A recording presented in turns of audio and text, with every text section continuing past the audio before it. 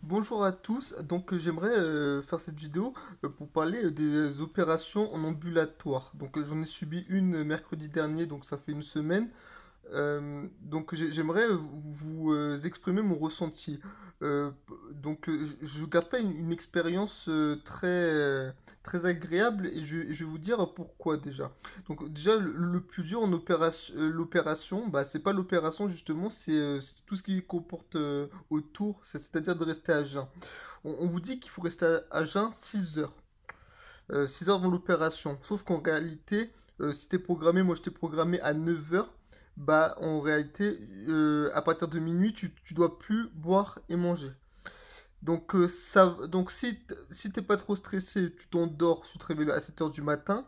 Mais si tu t'es stressé, sachant que moi je fais des crises d'angoisse, tout ça, j'ai pas dormi de la nuit. T'arrives le matin 7 heures 8 heures au moment de partir, j'avais des nausées, j'étais déjà à 8 heures sans boire, sans manger déjà. Il faut te souvenir, la dernière gorgée que j'ai bu, c'était à 23h30. Je me rappelle très très bien. J'ai essayé de m'endormir, j'ai pas réussi. À ce moment-là, j'étais déjà en souffrance, hein, parce que de rester 8 heures sans boire et sans manger, voilà quoi, c'est déjà assez compliqué, mais c'est pas terminé, on va en revenir. Donc, à 9 heures, quand t'arrives à l'hôpital, en réalité, tu perds du temps de ça parce qu'en fait, moi, on m'a pas expliqué comment ça se passait. En fait, il a fallu que je repasse à l'accueil, tout ça. Donc, en réalité, je suis arrivé à la chambre, il était 10 heures 10h30 déjà. Ça augmente parce que, bah, évidemment, il y a d'autres gens autour qui vont se faire opérer, tout ça. T'es pas tout seul. En fait, t'es en train d'attendre, il commence à te mettre une blouse et après, il commence à te faire prendre la tension, tout ça, bon, les trucs banals, quoi, comme si tu faisais, je sais pas, une prise de sang, je sais pas comment expliquer ça. En tout cas, ils te mettent ça. En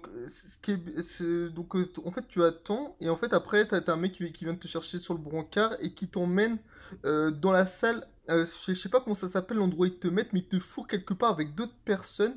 Et là, j'ai envie de te dire que ça a été franchement l'un des moments les plus durs parce que en fait tu vois les gens endormis, c'est à dire que en fait c'est comme dans les films tu vois les gens avec les tubas ouverts comme ça avec les yeux fermés, tout ça, enfin endormis quoi. Mais là, le problème c'est que moi je l'ai vu ça, enfin, psychologiquement et même comment dire, ça m'a mis une montée d'adrénaline quoi, c'est à dire que tu vois les gens, ça fait un peu esprit morgue, tout ça quoi. À côté t'as les gens qui sont en salle de réveil, moi je l'ai vu aussi. Ça avant l'opération. Déjà psychologiquement, il faut rester assez fort à ce moment-là.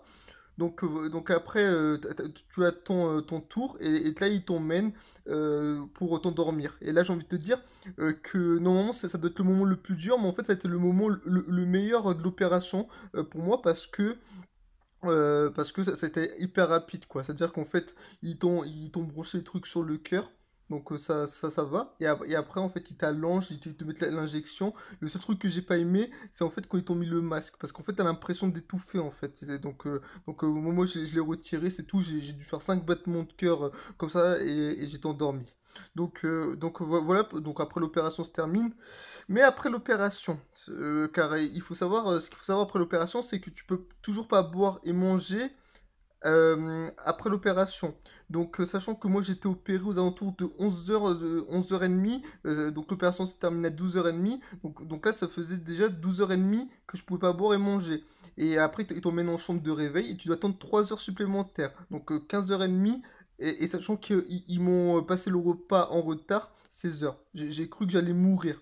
À chaque fois, j'étais en train de biper sur le bouton pour appeler l'infirmière pour qu'elle me dise, pour lui dire que j'ai soif, j'ai faim, j'en peux plus, tout ça. Elle me disait, il faut attendre, il faut attendre, il faut attendre. Franchement, j'étais limite, j'étais en train de dire c'est horrible, j'étais en train de les supplier, j'étais franchement, franchement, moi je trouve que mon ressenti, quand on dit que tu souffres pas en opération ambulatoire, pourtant c'est pas une grosse opération que j'ai subie, moi j'estime avoir morflé. J'estime avoir plus passé de mauvais moments que de bons moments.